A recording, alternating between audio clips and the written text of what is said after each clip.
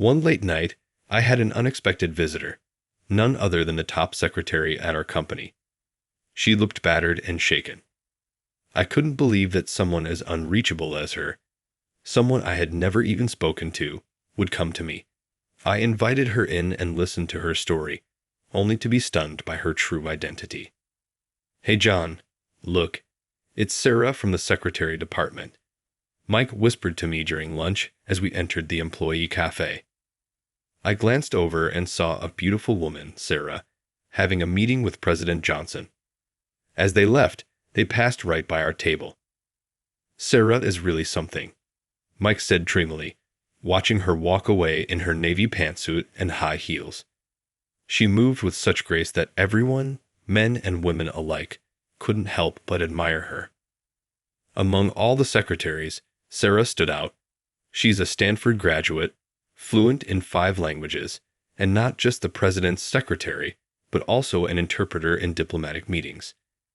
And on top of that, she looked like a model or an actress. Despite her high status, she was known for being quiet, modest, and incredibly capable. "Give it a rest, Mike," I told him.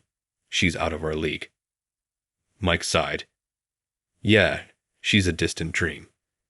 Our department never interacts with the secretary department, so we'll probably never have anything to do with her." His voice trailed off as he watched her leave. "My name is John, and I've been working at this company for 4 years since graduating college. I'm in the planning and PR department of a trading company. After 4 years, I've settled into the work and built stable relationships. I'm comfortable here. Everyone has their way of spending free time. Some colleagues go out for drinks after work, some head straight to the gym, and others go home to study for certifications to advance their careers. John, a new teppanyaki place opened near the office. Let's go tomorrow after work. Or how about Raymond? Come with me to check out this great place I saw in a gourmet book," Mike would say. His plans usually revolve around food, his favorite hobby. I have my own plans, so I reluctantly join him about once in 10 times. He's starting to show the results of his food touring around his waist. "You haven't been hanging out much lately, John. At least come out the day before a day off. What's up with you?" Mike complained. He was right. I had been spending less time with him after work, but there was a reason for that. I had found something I was pouring all my time outside of work into. On weekends or after work, I take the train from the station near the office, pass my local stop, and get off 3 stations ahead. From there, I walk through a dim alley to an old mixed-use building. I descend to the underground area, where there's a rusty door with no sign. But when you open it, a different world unfolds. Cheers and applause suddenly fill the air, and the musty smell unique to underground spaces makes my heartbeat race.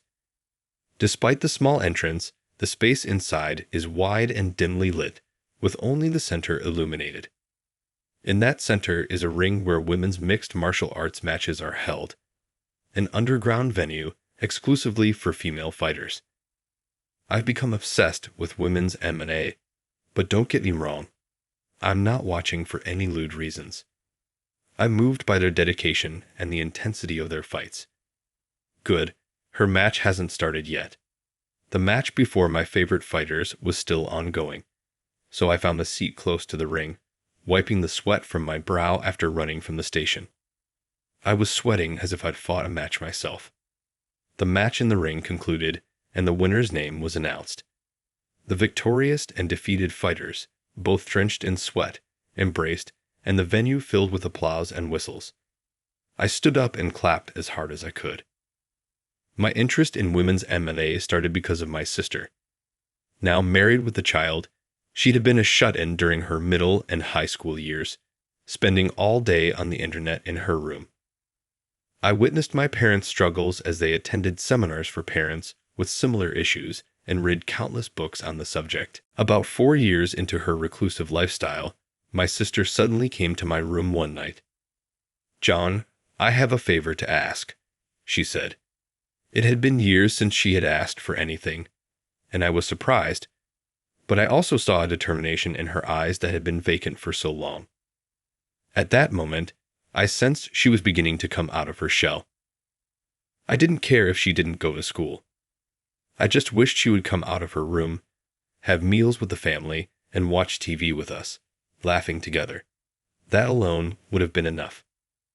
One night, my sister came into my room with her laptop and showed me an article and videos from a site. The videos featured two young women fighting in a ring, wearing glamorous costumes and engaged in intense battles that seemed like a mix of karate, pro wrestling, and boxing. "Take me to see this," she asked. I was surprised by her unusual request and looked at her face again. "I finally found it, John. Please.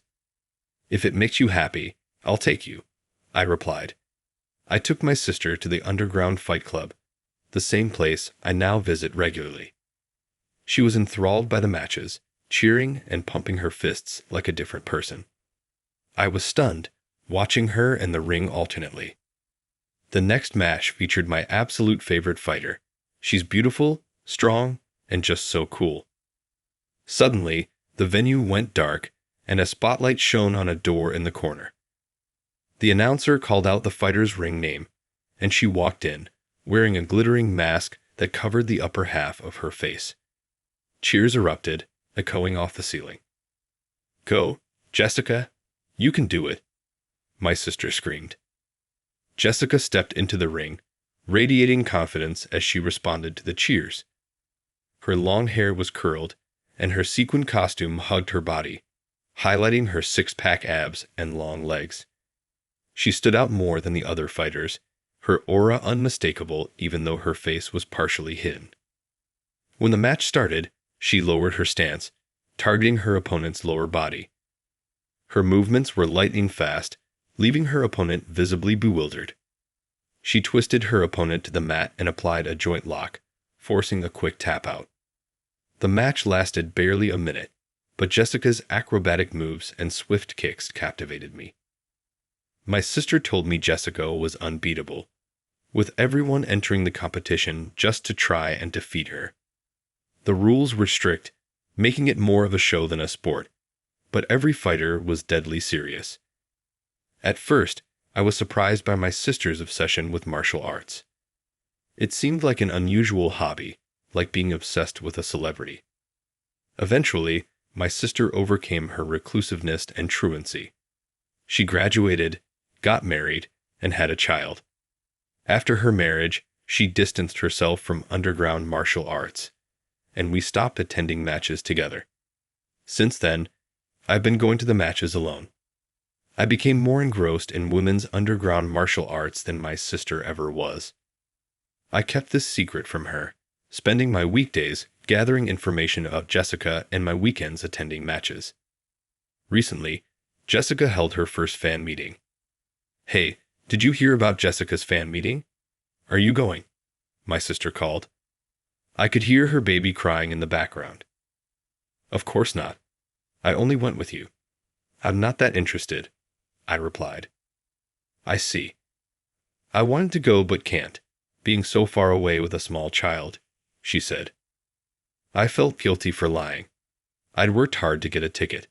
The day before the event, I got a haircut and used facial masks after my evening showers. I was excited not just to see Jessica, but also to shake hands and talk with her. The event venue, usually an underground space in a mixed-use building, was transformed for the fan meeting. The line stretched outside. I was amazed at the turnout, an even mix of men and women. I waited anxiously. This was a new experience for me. When my turn came, there she was, Jessica, wearing the same makeup and costume as in the ring, her face partly hidden by the sparkling mask. I wiped the sweat from my hands and reached out to touch her extended hand. "You're one of my most dedicated fans. I see you from the ring all the time," Jessica said, shaking my hand with both of hers. I was too nervous to speak. "You're my sister's savior. She was a shut-in and a truant, but your presence helped her turn her life around. She's married and happy now," I said, my voice cracking with emotion. "So, that was your sister." I wondered why you started coming alone. I thought the person next to you was your girlfriend. I'm glad to hear that, Jessica replied. She must have had a keen sense to recognize her fans from the ring. My name is John. No matter what, I'll support you forever, I said. Jessica smiled. John, right? No matter what, for life. It's reassuring to have such a dedicated fan like you. In that brief moment, I poured out my feelings. On the train ride home, I was in a dreamlike state, barely remembering how I got home. That night, I lay in bed, grinning at the selfie I took with Jessica, still feeling the softness of her hand. John, I need to talk to you, Mike said, approaching me with an unusually serious look. Can you spare some time this Sunday? I know it's your day off, but we can talk more freely during the day. I hesitated. I had no work that Sunday, but had planned to attend Jessica's match. Looking forward to it had kept me going through the week. My admiration for Jessica had intensified, and though I supported women's underground MMA as a whole, I wanted to remain a respectful fan. John, you've been really motivated at work lately. Did you get a girlfriend? My boss and coworkers often asked. The fan meeting and Jessica's recognition had been a huge boost, though I intended to keep a respectful distance. Reluctantly, I decided to skip the match that day and spend it with Mike. Even though it was supposed to be a serious conversation, we met at an okonomiyaki restaurant. Mike wanted to discuss requesting a transfer from his current department. He was struggling with his direct supervisor and feeling mentally strained. I'd encouraged him to hang in there until the next annual transfer, as I might be relocating too. Mike cheered up and devoured the okonomiyaki as I cooked more for him. My mind drifted to the underground fight club. After spending the entire day with Mike, I trudged to work on Monday morning. My steps were heavy, and my stomach was full from all the okonomiyaki. I wondered how Jessica's match went, though I doubted she lost. Even at work, my thoughts were consumed by her. Mike, working diligently at his desk in the neighboring aisle, looked much better. While I was glad he was feeling better, I missed my time with Jessica. The disappointment of missing her match lingered as I sat at my desk with my head in my hands. After a while, I overheard some senior colleagues discussing a serious issue. Sarah from the secretary department hadn't shown up for work without notice. The department was in an uproar.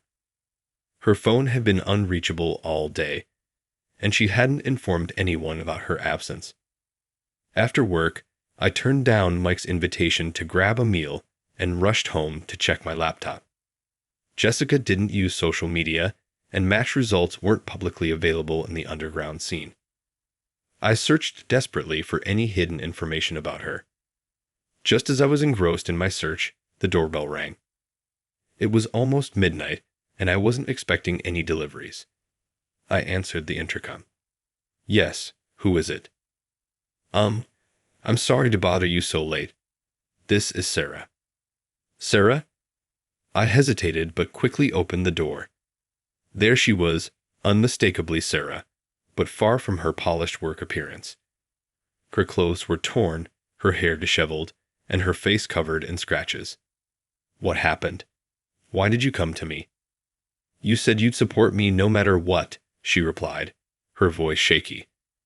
I invited Sarah in, and she collapsed onto the rug.